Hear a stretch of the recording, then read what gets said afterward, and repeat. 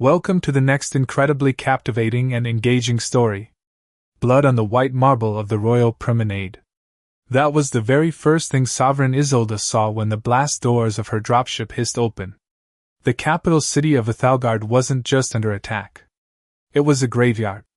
The orbital defense grid had been sabotaged from the inside, and the impenetrable citadel, her home, was burning. But it wasn't the fall of her empire that made her twin heart stop in her chest. It was the silence coming from the royal nursery. Her children were in the east wing, the same wing where the smoke was thickest. Isolde drew her ceremonial blade, her mind screaming a single terrifying thought. I am too late. The royal transport gilded crest tore through Corvus Prime's atmosphere at a velocity that threatened to shear its blade of armor clean off. Sovereign Isolde stood on the command deck, her knuckles white as she gripped the tactical console. She was the ruler of the Kalen Reach, a species known across the galactic arm for their imposing stature, telepathic resonance, and unbroken lineage of warrior queens. Yet in this moment, she was nothing more than a terrified mother. Atmospheric entry at critical heat. Your Majesty! Shouted Pilot Bennett, his hands flying across the navigation yokes. We are losing the port thruster. Reroute auxiliary power and maintain trajectory. Isolde commanded, her voice dangerously calm, though her telepathic aura was a chaotic storm of dread. I do not care if this ship shatters the moment we touch the landing pad. Get me to the Citadel. Beside her, Lieutenant Grayson, a human exchange officer acting as her comms chief, was frantically twisting dials on his headset. Still nothing, Sovereign. The Citadel's local network is completely jammed. It's not just a blackout. It's a localized electromagnetic dead zone. Someone deliberately severed the east wing from the rest of the planet. Isolde's golden eyes narrowed. The east wing, the royal nurseries. She had only been gone for 3 solar days attending a summit in the neighboring sector. She had left her twins, Prince Lysander and Princess Aurelia, in the care of her most trusted Taurian guards and a small staff of caretakers. Ethelgard was supposed to be the safest fortress in a dozen star systems. Its shields could withstand a direct hit from a dreadnought, but shields meant nothing if the enemy was already inside. The gilded crest slammed onto the private landing tier of the palace, the landing struts shrieking in protest as they buckled under the immense force of the emergency deceleration. Before the ramp had even fully deployed, Isolde vaulted over the railing, her heavy royal cloak discarded on the deck. The air outside was thick with the acrid stench of ionized ozone, burning tapestries, and the undeniable copper scent of Kalen blood. The Grand Promenade, usually bustling with diplomats and servants, was a slaughterhouse. Elite Taurian guards wearing the silver armor of the royal house lay dead. Isolde knelt beside the nearest fallen guard. It was Captain Kalen, a veteran of 100 campaigns. His armor hadn't been breached by blaster fire. Instead, his eyes were wide blood vessels ruptured, and his neural stalks, the sensitive appendages that allowed Kalen to communicate telepathically, were blackened and withered. A neural scourge? Isolde whispered, a cold terror gripping her spine. What is it, Majesty? Grayson asked, sprinting down the ramp behind her with his sidearm drawn. It's an illegal sonic telepathic weapon, Isolde explained, her voice trembling. It emits a frequency that weaponizes our own telepathic network. It causes immediate catastrophic brain hemorrhaging in our species. They didn't fight their way in, Grayson. They walked in, triggered the scourge, and slaughtered my guards while they were paralyzed by their own minds. Then who? Grayson started looking toward the heavy Duracell blast doors that led to the inner sanctum. Treason, is snarled. Only High Command has access to the internal defense grid. Someone lowered the dampeners. She didn't wait for her remaining escort. Driven by a primal maternal fury, Isolde sprinted through the devastated corridors. She passed beautiful vaulted halls now scarred by plasma fire. She passed more bodies, nannies, tutors, minor nobles, all bearing the horrific hallmarks of the neural scourge. With every step, her hope fractured. The assassins had moved with terrifying efficiency, sweeping directly toward the nursery. Whoever orchestrated this wanted to end her bloodline entirely. They wanted her to return to a dead world and an empty throne. She reached the grand foyer of the East Wing. The massive gold inlaid doors of the royal nursery had been blown off their hinges by a shape-breaching charge. Smoke poured from the dark gap like a dying breath. Isolde stopped. Her breath hitched. The silence emanating from the dark room was absolute. There was no crying, no telepathic hum of her children's brilliant minds. Just the agonizing heavy quiet of a tomb. She gripped her blade tears, finally breaking through her stoic facade, and stepped into the smoke-filled nursery. 2 hours earlier, Thomas Wright dragged his mop bucket down the immaculate sunlit corridor of the East Wing. He was a human 58 years old with salt and pepper hair, a permanent limp in his left knee, and hands that were scarred and calloused. In the grand hierarchy of the Kalen Reach, humans were a curiosity, a structurally fragile, non-telepathic, short-lived species mostly employed in maintenance, logistics, and heavy labor. Thomas liked it that way. He liked being invisible. He liked the quiet rhythm of polishing the marble floors, the gentle hum of the Citadel's climate control, and the distant melodic laughter of the royal twins. He was currently wiping down a crystalline vase near the nursery doors when he saw Commander Sterling marching down the hall. Sterling was a high-ranking Kalen military official, usually adorned in gleaming ceremonial armor. Today, however, he wore unmarked tactical gear. Behind him marched 12 figures clad in heavy black void suits carrying Militara plasma carbines. Thomas kept his head down, scrubbing a spot on the floor, but his eyes tracked their movement in the reflection of the marble. Something was wrong. The guards' footsteps were synchronized heavy combat spacing, and they were bypassing the standard security checkpoints. Suddenly, Sterling stopped at the entrance of the East Wing. He reached into his tactical pouch and pulled out a small metallic cylinder. He twisted the top, and a faint, almost imperceptible blue light pulsed from the device. Inside the nursery, the head nanny, a massive Kalen female named Vala, suddenly shrieked. It wasn't a sound of physical pain, but a psychic scream that echoed into the physical world. She dropped to her knees, clutching her head, her golden eyes rolling back. In the corridor, 2 other Kalen guards convulsed, dropping their weapons and collapsing to the floor, blood seeping from their ears and noses.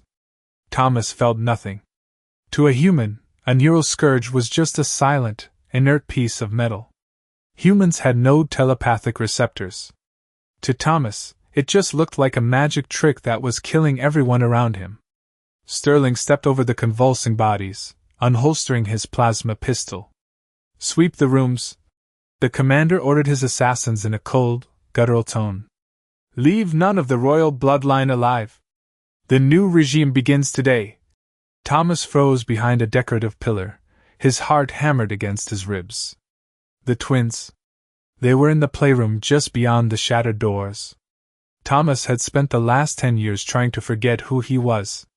He had buried his past in a shallow grave on a backwater human colony. He had traded his Terran orbital dropped shock trooper armor for a janitor's jumpsuit. He had promised himself he would never again touch a weapon after the massacre at Helios Ridge. But as he heard the heavy boots of the assassins marching toward the room where 4-year-old Xander and Aurelia were hiding something inside, the old human snapped. It wasn't a conscious decision. It was the awakening of a buried, terrifying instinct.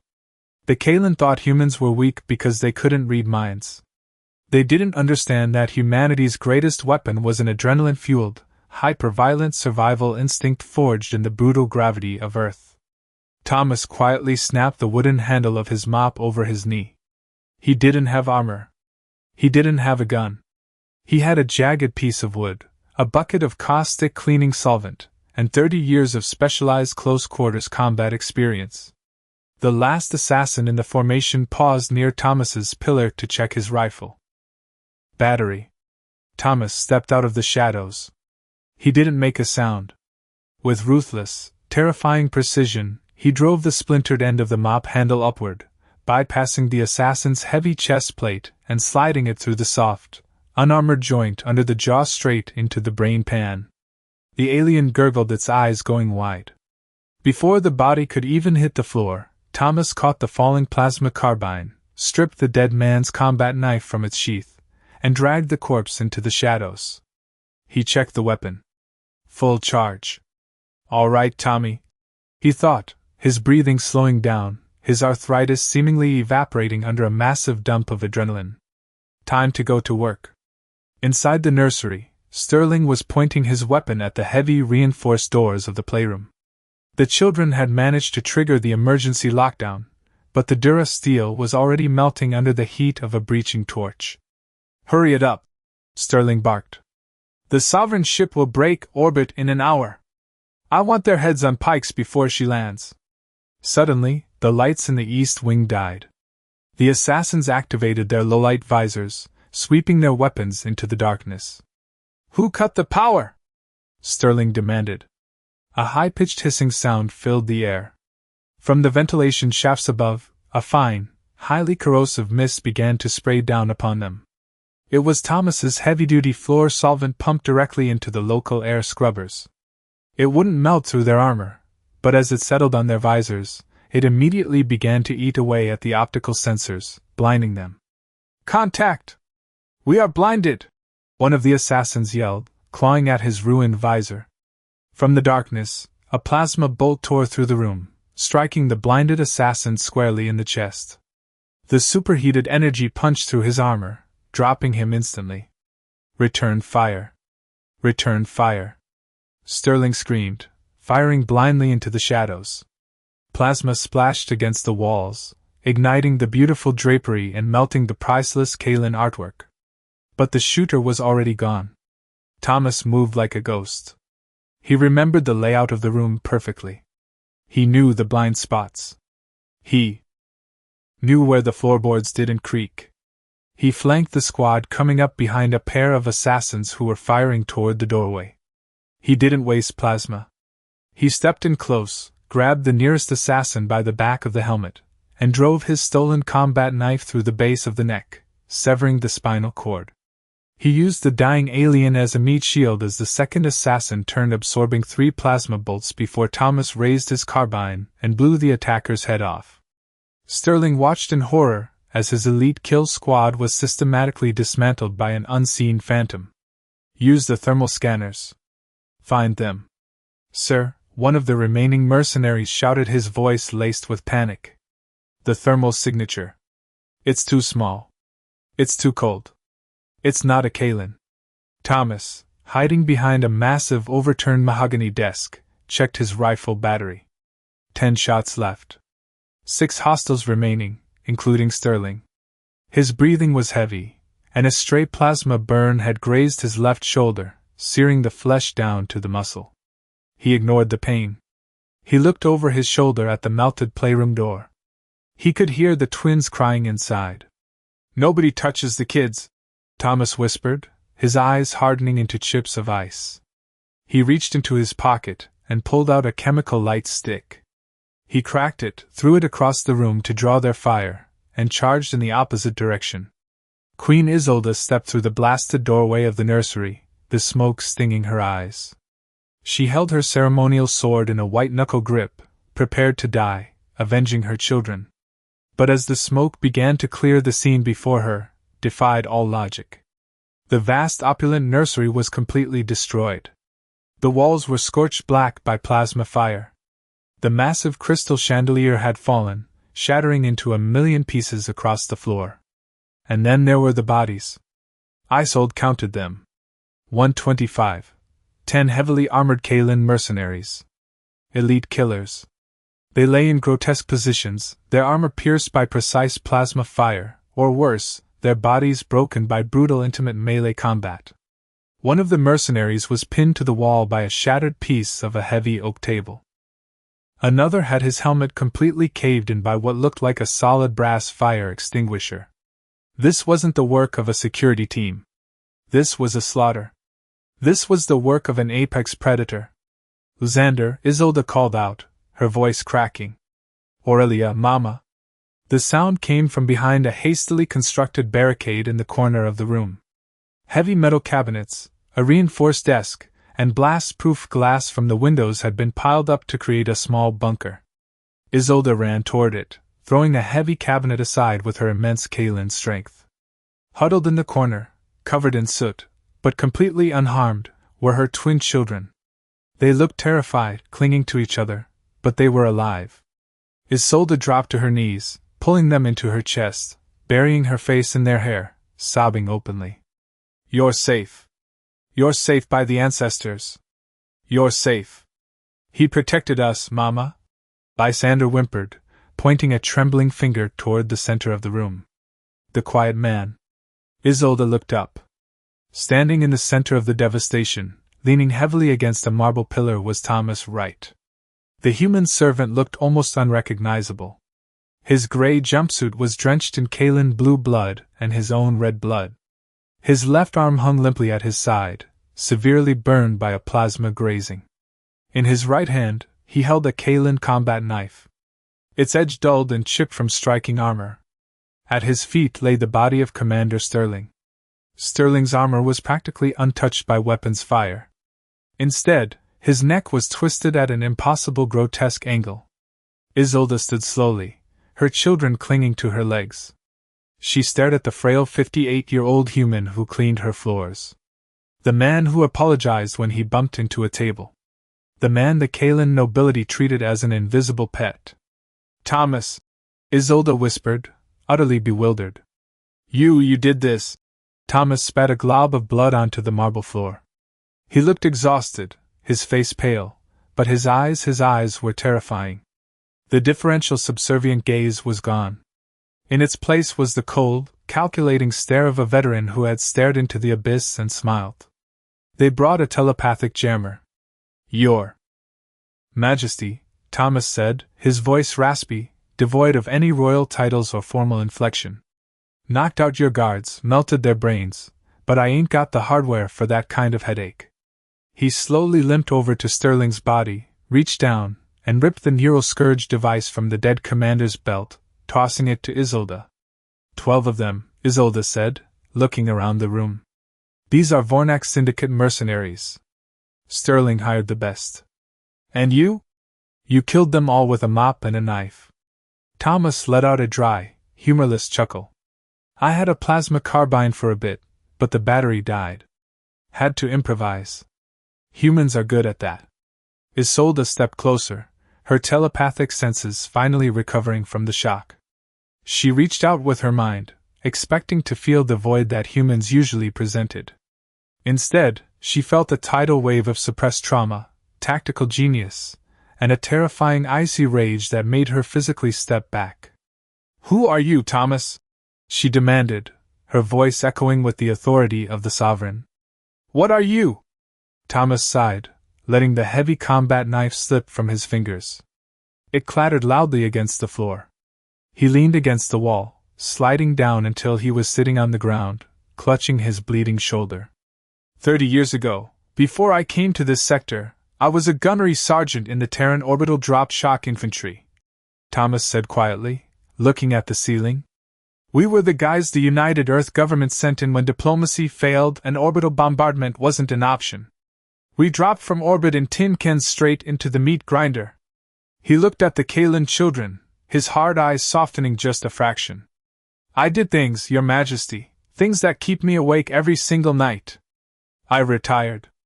I ran as far away from humanity as I could get. I just wanted to sweep floors. I just wanted it to be quiet." He looked at Sterling's corpse with disgust. "But these bastards tried to hurt the kids, and I found out I'm not quite done being a monster yet." Isolde stood in stunned silence. The galaxy viewed humanity as builders, traders, sometimes clumsy laborers. They were considered soft because they didn't have hardened exoskeletons. They didn't have telepathy, and they didn't possess the sheer physical mass of the Kaelin. But looking at the slaughter in her nursery, Isolde realized the terrifying truth. Humans didn't need natural weapons. They were the weapon. Before Isolde could speak, the sound of heavy boots echoed in the corridor. Lieutenant Grayson and a squad of heavily armed Kaelin loyalists burst into the room, sweeping their weapons. They froze, taking in the carnage. Grayson lowered his rifle, his jaw dropping as he saw the dead assassins and the battered humans sitting on the floor. Sovereign, what happened here? Grayson breathed. Isolde looked at Thomas. The old soldier was struggling to keep his eyes open, the blood loss finally taking its toll. Get the royal medics here immediately, Isolde commanded, her voice ringing with absolute authority. If this man dies, I will execute every physician in the citadel. Yes, Majesty, Grayson barked, calling into his calms. Isolde knelt in the blood and shattered glass next to Thomas. She didn't care that her royal robes were being stained. She placed her large, elegant hand over his, applying pressure to his bleeding shoulder. You are no monster, Thomas, right? She said softly, ensuring he heard her before he passed out. You are the shield of the Kalen Reach, and from this day forward, no human will ever be looked down upon in my empire again. Thomas managed a weak, blood-stained smile. Just make sure I get a raise, Your Majesty. Mops ain't cheap. His eyes rolled back and he slumped against the wall. Thomas awoke to the sterile ozone-scented air of a high-tier Kalen trauma ward. He was floating literally. The medical bed was a grav plate suspending him in a field of warm bioluminescent gel that was aggressively knitting his torn muscles and seared skin back together. For a terrifying second, his mind threw him 30 years into the past. He wasn't in a palace. He was in a medevac shuttle over the burning dust of Helios Ridge, listening to the screams of his squad mates as plasma fire chewed through their hull. He gasped, thrashing in the suspension gel. Easy, Sergeant Wright. You are secure. Thomas blinked the stasis fluid from his eyes. Standing at the edge of the grav was Queen Isolde.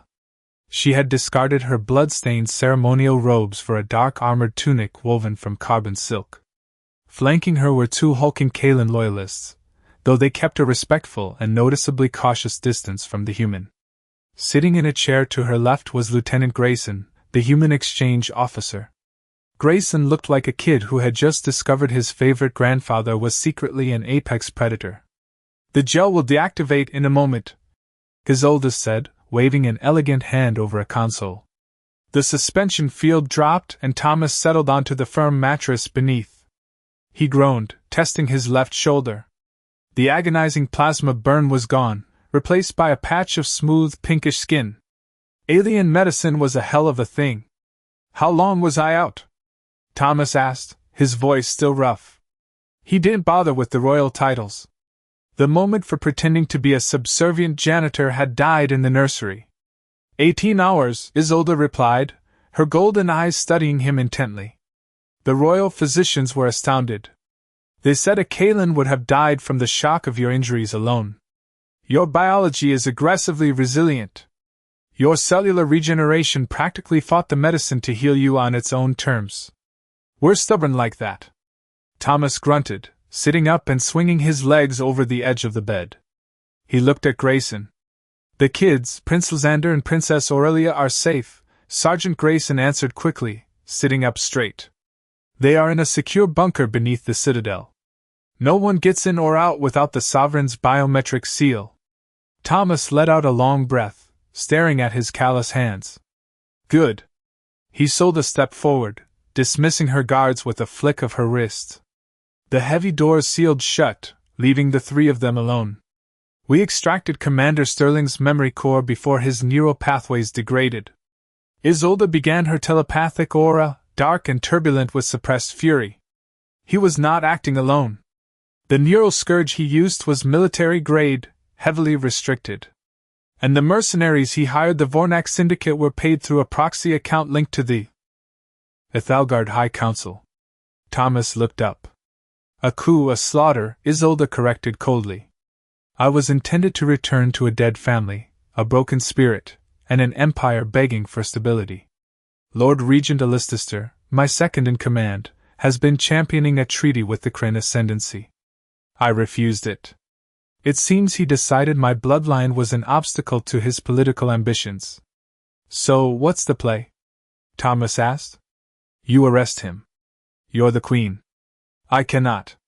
Isolde admitted, a flicker of vulnerability crossing her stoic face. The Taurian Guard is compromised. Sterling commanded 3 battalions. I do not know who is loyal to the crown and who is loyal to Alistair's coin. If I move against the Lord Regent openly, it sparks a civil war that will burn this planet to ash and worse, the Vornak Syndicate. Grayson pulled up a holographic projection from his data pad. A massive jagged warship rotated in the blue light. The assassins in the nursery were just the vanguard. Deep space telemetry just picked up a Vornak Syndicate dreadnought holding position at the edge of the system. It's operating under stealth protocols, but our orbital buoys caught its thermal wake. If Allister realizes the hit failed, he'll give them the signal to breach orbit. Thomas stared at the hologram. He recognized the brutal utilitarian design of the ship. He had seen ships like that before. "You're in a box, Your Majesty," Thomas said quietly. "Your military is poisoned. Your enemies are at the gates and your kids are in the crosshairs." "Which brings me to you, Thomas," Isolde said, stepping into his personal space. Her imposing height meant she looked down at him, but there was no superiority in her gaze, only desperate calculation. "I researched your personnel file, the real one, not the forged civilian records you presented to my labor ministry." She tapped a console and a new file opened. "Thomas Wright, serial number 884, Bravo Niner, Terran United Space Command, 1st Battalion Orbital Drop Shock Infantry. You didn't just fight at Helios Ridge. You led a 3-man infiltration team into a Kryn heavily fortified staging ground and disabled an entire planetary defense cannon using only kinetic explosives. And close-quarters combat." Grayson stared at Thomas, his jaw slack. "You were part of the Hell Jumpers. You were special forces." "I was a lot of things," Thomas said, his eyes darkening. He looked away from the hologram. "I worked for the government. Then I worked for the private sector, Spearhead Vanguard, Lohate Martin's off-world wetwork division. I spent 20 years doing the things diplomats pretend don't happen so humanity could secure a foothold in this galaxy. I retired because I was tired of washing blood out of my uniform." "I am sorry to ask this of you," Thomas said, her voice dropping to a near whisper. "I am sorry to pull you back into the dark, but my people are telepaths. We feel the emotions of those we fight. We hesitate. We empathize. It is our greatest strength as a society. But right now, it is a fatal weakness." She placed her hand over her twin hearts. "I need someone who does not hesitate. I need someone who does not feel the psychic screams of the enemy. I need the ghost of Helios Ridge." Thomas looked at the Queen. He saw a mother backed into a corner. He remembered the terrified faces of the twins hiding behind that barricade. He closed his eyes, taking a deep breath. When he opened them, the tired old janitor was gone. "Lieutenant Grayson." Thomas barked, his voice suddenly carrying the sharp, undeniable authority of a gunnery sergeant. Sir Grayson snapped to attention by pure instinct. "Contact the Terran Embassy. Tell them we need access to the diplomatic black site vault. I know for a fact General Dynamics ships their ambassadors with a break glass and case of war crate." Thomas stood up, rolling his newly healed shoulder. He looked at Queen Isolde. "You want a monster, Your Majesty? Fine. But we do this my way. No stun batons. No honorable duels. We're going to teach the Ethelgard High Council why humanity was quarantined for our first century in space." The war room of the Citadel was a masterpiece of Kaelin architecture. Vaulted ceilings inscribed with the names of 1,000 victorious generals. Right now, it felt like a tomb. Lord Regent Allister stood at the head of the holographic tactical table, flanked by 3 heavily armored Taurian commanders. Allister was an older Kaelin, his silver neural stalks indicating advanced age and immense telepathic power. He wore robes of midnight blue and his face was set in a mask of calculated grief. "The Sovereign is sequestered in the medical wing," Allister announced to the assembly of terrified ministers. "The tragedy in the East Wing has shattered her mind. She speaks of phantoms and shadows. Until she recovers, I am invoking the Regency Protocol. The military falls under my command." Murmurs of assent and fear rippled through the room. "First order of business," Allister continued, his golden eyes narrowing. "Lower the planetary defense grid. We need to allow the Vorak Syndicate medical and relief ships to enter orbit to aid in our. The heavy Duracell doors of the war room didn't just open. They were violently blown inward by a directed shaped charge. The massive doors slammed into the marble floor with a deafening crash, kicking up a cloud of pulverized stone. The Taurian commanders instantly drew their plasma sabers, the hum of superheated energy filling the room. Through the dust, two figures walked in.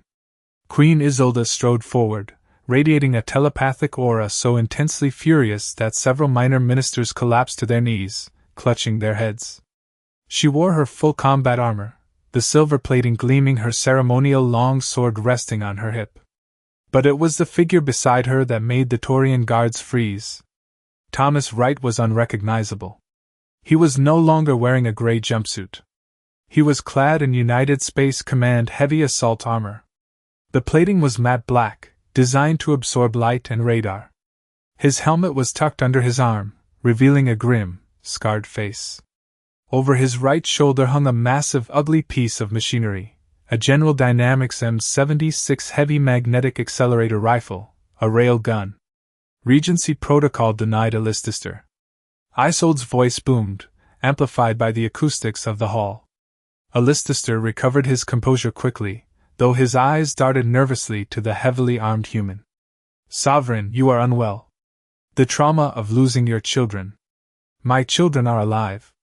Isolde said the words, striking the room like a physical blow. Alistaster's mask slipped. Just for a microsecond, his eyes widened and his telepathic aura spiked with genuine panic. It was all the confirmation Isolde needed. They were saved. Isolde continued, her voice dripping with venom. By my new fur sword, she gestured to Thomas. One of the Taurian commanders, a hulking Kaelin named Vane, scoffed loudly. A human.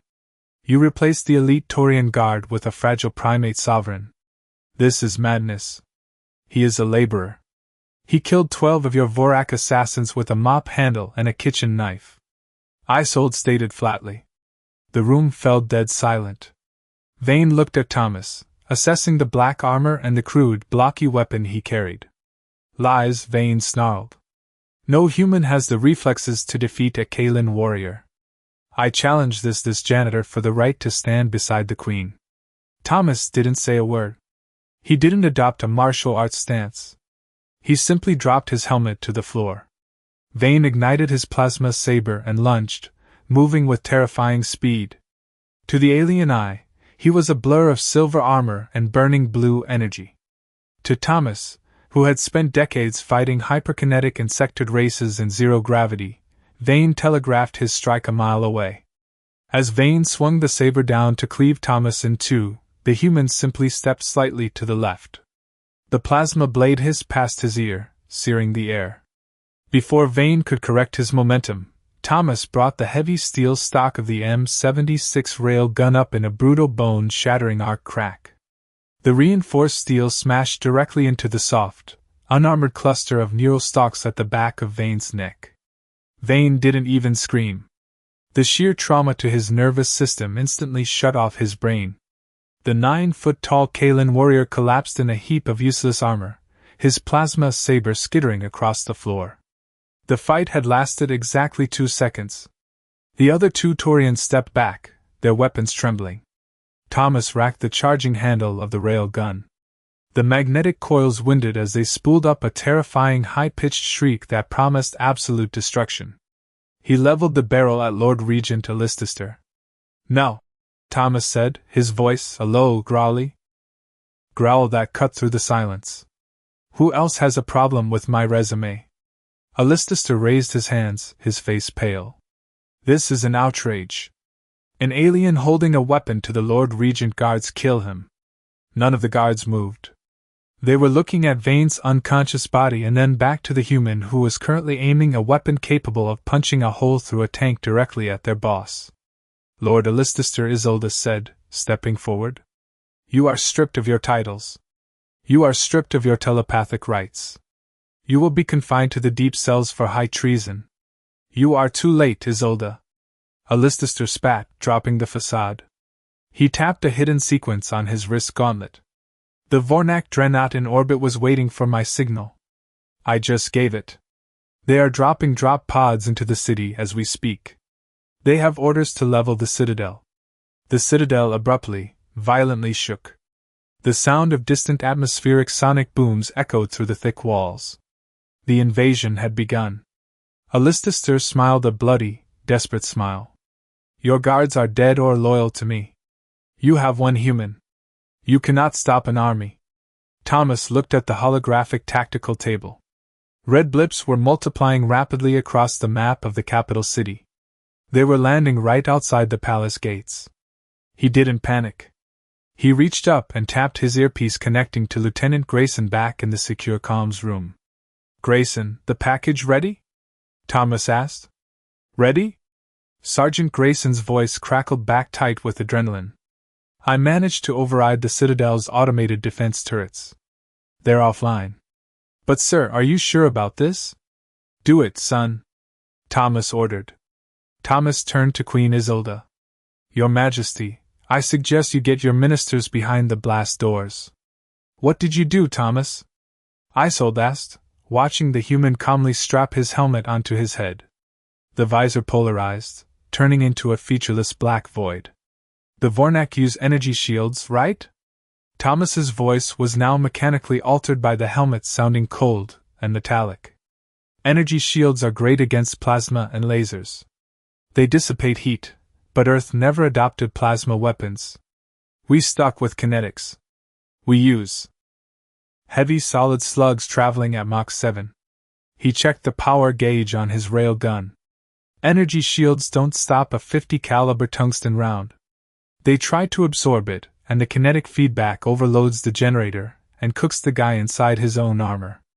Outside the war room, the massive front gates of the citadel exploded inward. Hundreds of heavily armed Vornak mercenaries began pouring into the courtyard, expecting no resistance from the deactivated automated turrets. I had Grayson root the power from your turrets, Thomas said, walking toward the shattered doors of the war room, heading straight toward the invading army alone. I told the United Space Command Embassy that an Allied head of state was under attack. They gave me access to the orbital strike platform. He paused, looking back at the terrified Lord Regent. We don't fight fair, Alistair. Welcome to the meat grinder. The grand courtyard of the Athalgard Citadel, a masterpiece of ancient stonework and manicured bioluminescent gardens, had become a staging ground for an execution. 3 heavily armored Vornak Syndicate drop ships had touched down, crushing the delicate flora beneath their massive landing struts. Hundreds of mercenaries poured out their energy shields, shimmering with a faint iridescent purple hue. They were a brutal pragmatic force, armed with heavy plasma repeaters and thermal lances designed to melt through blast doors. They expected the Citadel's automated turrets to be active. When they realized the defenses were offline, a cheer of guttural victory echoed across the courtyard. Their commander, a scarred veteran mercenary named Garrett, stepped down from the lead ship. Form up. Sweep the lower levels. I want the Queen alive so the Lord Regent can execute her on the public broadcast. Kill everyone else. Then the shattered main doors of the citadel groaned. A single figure stepped out of the swirling smoke and dust. He didn't look like a Kalen Torian. He wasn't 9 foot tall, and he didn't carry an elegant glowing blade. He was a stocky bipedal creature clad in matte black armor carrying a brutally ugly blocky weapon. Garrett narrowed his eyes, adjusting his optical zoom. A human? What is this joke? He raised his voice, amplifying it through his suit's external speakers. Drop the weapon, primate, and you might live long enough to clean our boots. Thomas Wright didn't answer. He didn't monologue. He simply raised the General Dynamics M76 rail gun, planted his boots firmly on the marble steps, and pulled the trigger. The sound was not a civilized hum or a fiery pew. It was a deafening, thunderous crack that broke the sound barrier, instantly accompanied by a blinding flash of displaced air. A 50 caliber depleted uranium slug left the barrel at Mach 7. It crossed the courtyard in a fraction of a millisecond. It struck Garrett's second-in-command squarely in the chest. The Vorik's advanced energy shield flared a brilliant blinding white as it attempted to absorb the massive kinetic transfer. But shields were built to dissipate thermal energy and laser cohesion. They were not built to stop the sheer brute force momentum of solid metal moving at hypersonic speeds. The shield generator on the mercenar's back violently overloaded, detonating like a localized bomb. The kinetic round punched through the failing shield, through the heavy armor plating, and out the mercenary's back, tearing a hole the size of a dinner plate. The unfortunate alien was thrown backward with such force that he shattered the stone fountain behind him. The courtyard plunged into stunned silence. The Vorak mercenaries stared at their dead lieutenant, trying to process what had just happened. Thomas racked the charging handle, the magnetic coils screaming as they spooled up the next round. 1, he counted quietly over his private comms channel. Open fire, Garrett screamed, terror, finally breaking through his arrogant facade. Burn him to ash. A storm of green plasma erupted from the Vorak lines crisscrossing the courtyard. Thomas dove behind a massive collapsed stone pillar. The stone hissed and popped as superheated plasma bit into it, turning the ancient rock into molten slag. The heat inside his armor spiked the internal cooling fans roaring to life.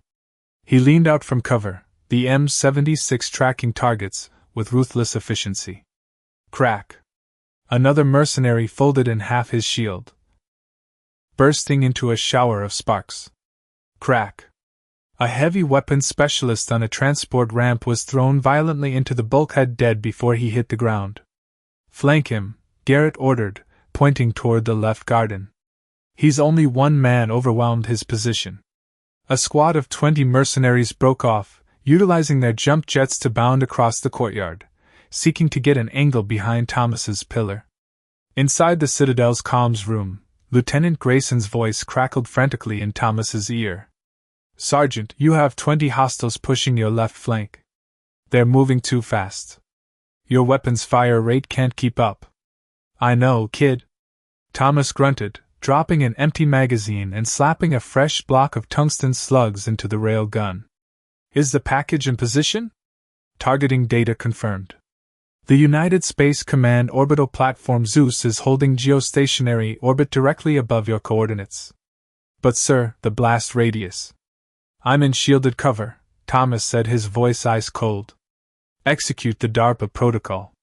Drop the rods. In the cold vacuum of space, 300 m above Corvus Prime, a heavily classified, unlisted satellite belonging to the Terran military opened its ventral bay doors. It didn't fire lasers. It didn't launch missiles. It simply dropped 3 solid tungsten telephone poles, each weighing 20 tons. Known in ancient military history as Project Thor or the Rods from God, it was a weapon of pure kinetic devastation. Gravity did all the work. Impact in 3, 2, 1. Grayson counted down. Thomas curled into a tight ball behind the stone pillar, bracing his arms over his helmet. The sky above the courtyard didn't just light up. It tore open. A terrifying shrieking howl ripped through the atmosphere louder than any thunder as the tungsten rods superheated the air around them into plasma trails. The Vorak mercenaries looking up barely had time to register the streaks of fire descending from the heavens. The impact was apocalyptic. The rods struck the courtyard with the force of a tactical nuclear weapon, but without the radiation. The shock wave visibly rippled through the air, shattering every remaining pane of glass in the Citadel's forward wings. The ground heaved violently, throwing mercenaries into the air like discarded toys. The 3 Vornak dropships were instantly vaporized, crushed flat against the bedrock. Their reactor cores imploding from the sheer kinetic shock. Dust pulverized stone and smoke swallowed the world. The sound of ringing deafened all comms. Slowly, agonizingly, Thomas uncurled himself. His armor's diagnostic HUD was flashing red with warnings about concussive damage and compromised seals, but he was alive. The massive stone pillar had absorbed the worst of the lateral shock wave. He stood up, his boots crunching on glass and bone.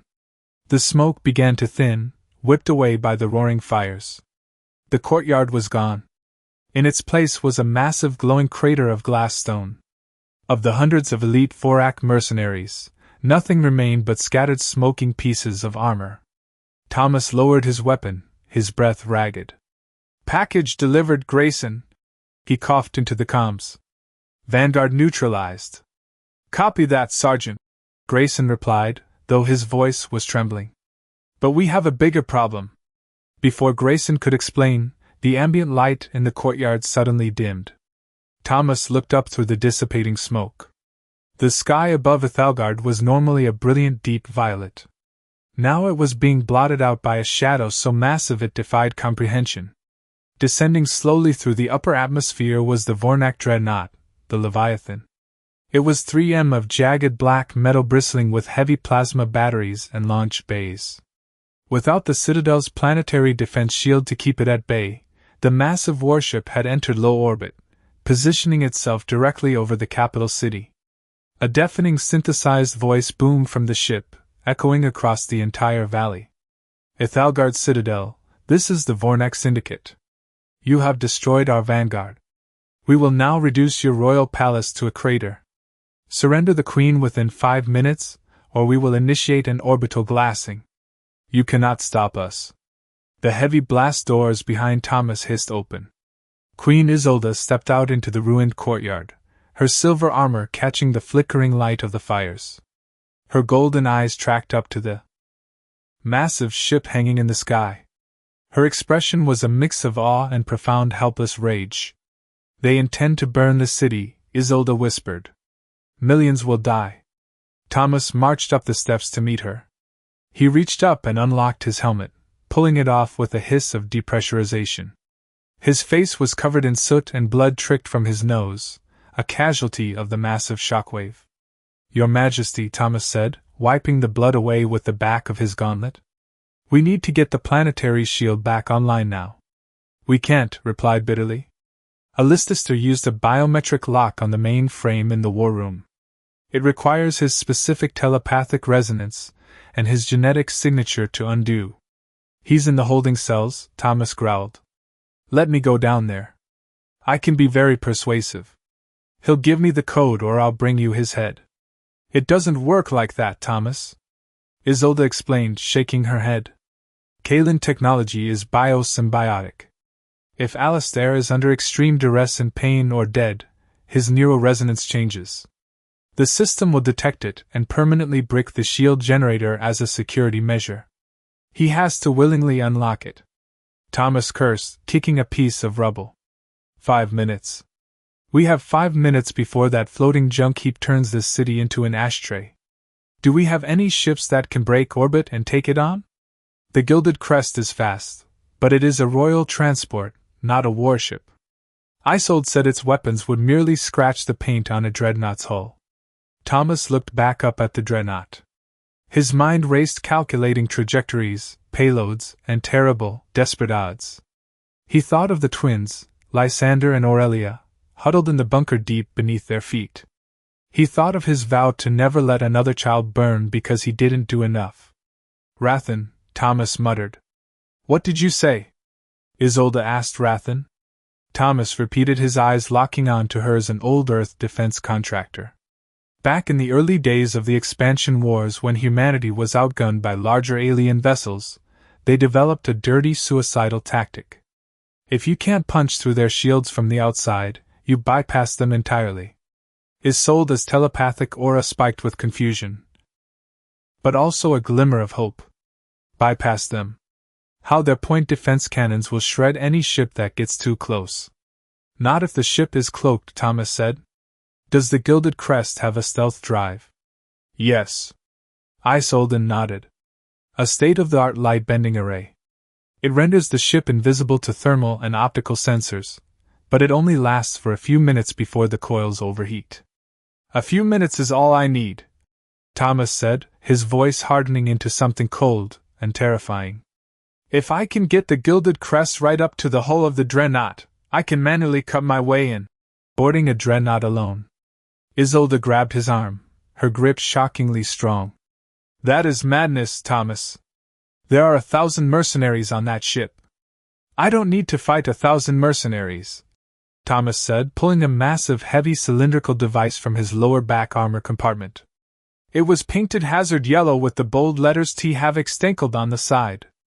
I just need to get to their main reactor core and plant this. It's a tactical high-yield antimatter void charge. I borrowed it from the Lougheed Martin Armory during a contract 10 years ago. Been saving it for a rainy day. Isolde stared at the device. She could sense no telepathic energy from it, but the sheer destructive potential of antimatter was universally understood. If that detonates inside their shields, the feedback loop will tear the ship apart from the inside out. Isolde reasoned. But how will you get off the ship in time? Thomas didn't answer. He just looked away toward the landing pads. Isolde realized the truth immediately. Her heart ached. It is a one-way trip. It's the only play we have, Your Majesty, Thomas said softly. You need to stay here. Command your people. Keep Allister secured. When that ship blows, there's going to be a hell of a light show. He turned to walk toward the hangar. But Isolde stepped in front of him, blocking his path. You are a human, Isolde said, her voice dropping an octave echoing with royal command. You came to my world to sweep floors. You have already bled for my children. I will not allow you to die for my empire. With respect, Queen Isolde, Thomas said, his jaw setting. Stubbornly. You can't stop me. I know, she said, and then seamlessly she drew her glowing silver long sword. Thomas instinctively reached for his rail gun, but Isolde didn't point the blade at him. Instead, she brought the hilt to her forehead in a traditional Kaelan salute, a gesture reserved only for equals. Which is why I am coming with you, she stated. Thomas blinked, completely caught off guard. What? No, absolutely not. You are the sovereign. If you die, if I stay here and my city burns, I am a queen of ashes. Isolde interrupted, her eyes flashing with a terrifying, beautiful ferocity. This is my world. These are my people. I will not hide in a bunker while a human janitor sacrifices himself to save us. We board that ship together. Thomas, right. You bring the bomb. I will bring the blade. Thomas stared at her. He saw the absolute unbreakable resolve in her alien eyes. For the first time in 30 years, the grizzled, cynical hell-jumper felt a genuine smile tug at the corner of his scarred lips. All right, Your Majesty, Thomas said, slamming his helmet back onto his head, the visor polarized to black. Let's go steal a dreadnought. Pilot Bennett was sweating right through his flight suit. He sat in the cockpit of the Gilded Crest, his hands trembling on the control yokes.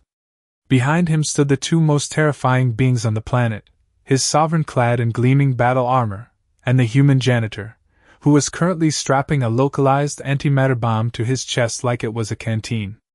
The light-bending array is a fragile system. Majesty, Bennett stammered, running the pre-flight diagnostics. It wasn't designed for a combat drop. If we take even a glancing hit from debris, the cloaking field will shatter, and that dreadnought's point defense cannons will vaporize us in half a second.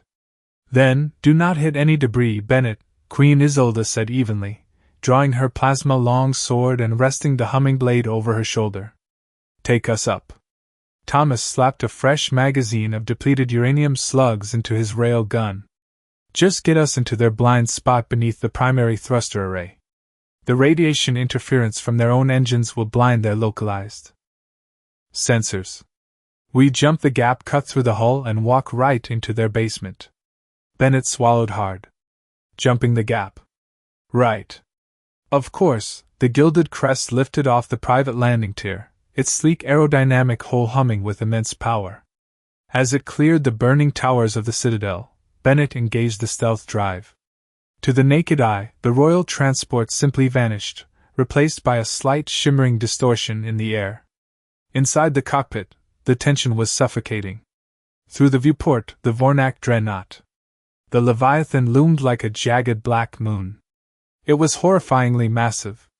Its underside was a maze of protruding plasma batteries, launch bays, and thick industrial piping. They are broadcasting the final countdown. Isolde noted, her golden eyes tracking the massive ship. 3 minutes until they glassed the city. Punch it, Bennett, Thomas ordered. The cloaked transport shot upward, defying gravity, pulling punishing forces. They weaved through the smoke and the falling ash of the destroyed vanguard. Proximity warning, Bennett whispered, his eyes glued to the instruments. We are entering their thermal exhaust radius. The whole temperature is spiking. The cloaking coils are overheating.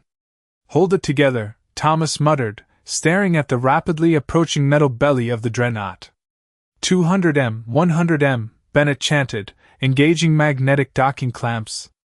With a heavy metallic thud that vibrated through their teeth, the gilded crest locked onto the underbelly of the Leviathan, nestled directly between two massive plasma exhaust vents.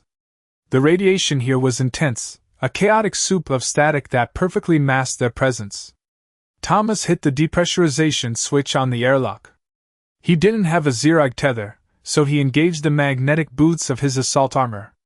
You're up, Your Majesty, Thomas said, his voice metallic through his helmet. Keep your mind open. We need to know where their patrols are before we see them. Isolde stepped into the airlock beside him. She closed her eyes, extending her telepathic aura out like a radar ping, piercing through the dense Durax steel hull of the enemy ship. I feel them, she whispered, her face tightening with disgust.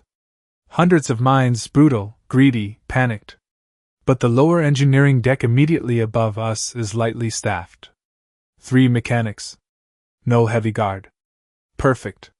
Thomas grunted. The outer airlock door hissed open, exposing them to the thin, freezing upper atmosphere.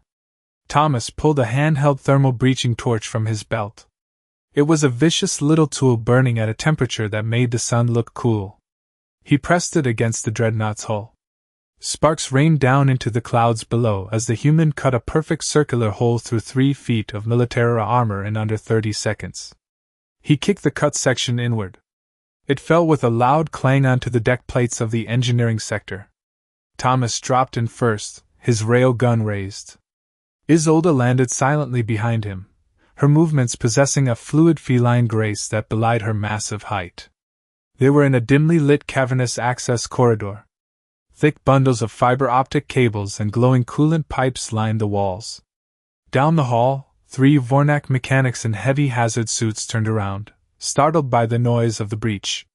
Before they could even reach for their communication radios, Isolde moved. She didn't run. She surged forward like a silver blur. Her plasma sword ignited with a sharp hiss. In one seamless, beautiful arc, she swept the blade through the first 2 mechanics, severing their weapons and their life support rigs in a single stroke. The 3rd mechanic lunged for an alarm panel. Thomas fired a single silenced kinetic dart from his wrist launcher. It pinned the alien's hand to the bulkhead an inch away from the alarm button. Isolde to finish the job with a brutal pommel strike to the Vornak's helmet, knocking him cold. Clear, she breathed, deactivating her blade to reduce their thermal footprint. Thomas walked up to the unconscious alien and ripped the security key card from his belt. Not bad, Your Majesty. You ever think about joining the Hell Jumpers? Isolde offered a faint, dangerous smile. Lead the way, Sergeant. According to the schematics downloaded from the unconscious mechanic, the primary reactor core was 5 decks up, buried deep within the dreadnought's fortified center. They moved through the alien vessel like phantoms. This was the ultimate synergy of human tactical brilliance and Kaelan telepathic dominance. Queen Isolde acted as a living radar system, pushing her consciousness outward to sense the intent of approaching patrols. Squad of 6 approaching, Isolde whispered, pressing her back against a massive coolant pipe. They are complacent. Let them pass, Thomas signaled, melting into the shadows. For 20 agonizing minutes, they ascended through the labyrinthine bowels of the Leviathan, leaving a silent trail of bypassed security doors and quietly neutralized stragglers. But as they reached the blast-proof corridor leading to the main reactor room, their luck evaporated. The minds inside, Isolde warned, her golden eyes widening, shielded, hardened. I cannot read their intent, only malice. Vorak heavies. Thomas diagnosed, checking his rail gun. Cybernetically enhanced shock troops. Pain receptors stripped out. How many? 10, Isolde said. And the ship's commander, Garrett. He is coordinating the orbital strike. The countdown is at 90 seconds. Time's up. Thomas growled, unholstering the heavy cylinder of localized antimatter. He set the T-Havoc timer to 60 seconds. I blow the doors. You go for the commander. Cut the head off the snake. I'll draw the heavy's fire and plant the package. Thomas pulled a shaped breaching charge, slapped it onto the heavy mag locks of the reactor door, and detonated it. The Durac steel doors blew inward with a deafening roar. They breached simultaneously, stepping into a terrifying monument to alien engineering. The reactor core was a massive spinning pillar of superheated plasma, bathing the room in blinding violet light. The Vornak heavies were waiting. They were walking tanks in a blade of siege armor wielding rotary plasma cannons. High above on a catwalk stood Commander Garrett behind a localized energy shield. "Tear the Primate apart!" Garrett roared. Thomas hit the slick grated floor, sliding behind a command console just as green plasma melted the air where his head had been. He popped up, unleashing a hypersonic barrage from the M76. The depleted uranium rounds tore through the room. A concentrated burst to their knee joints sent 3 heavies crashing to the floor, cybernetics sparking wildly. Isolde was a force of absolute nature. Anticipating their firing arcs telepathically, she vaulted a railing dropping directly onto the shoulders of a Vornak heavy. She drove her humming plasma sword straight down through his collarbone, using his dying body as a meat shield against the crossfire. "Covering fire!" Thomas shouted, sprinting toward the central reactor column. A glancing plasma bolt caught him in the ribs, shattering his armor plating. He tasted blood, but adrenaline overrode the agony. He dragged himself to the primary coolant intake. "The intake is biolocked." Garrett laughed. "You cannot breach the core without a Vornak genetic signature." "I don't need a genetic signature." Thomas spat. "I have a 50 caliber rail gun." He jammed the barrel against the Duracell housing and held the trigger down. The overwhelming kinetic force shattered the bollock, ripping the casing wide open. Thomas slammed the T-Havoc device into the rupture, the magnetic clamps engaging instantly. He hit the arming switch. 45 seconds. "Bomb is set. Run!"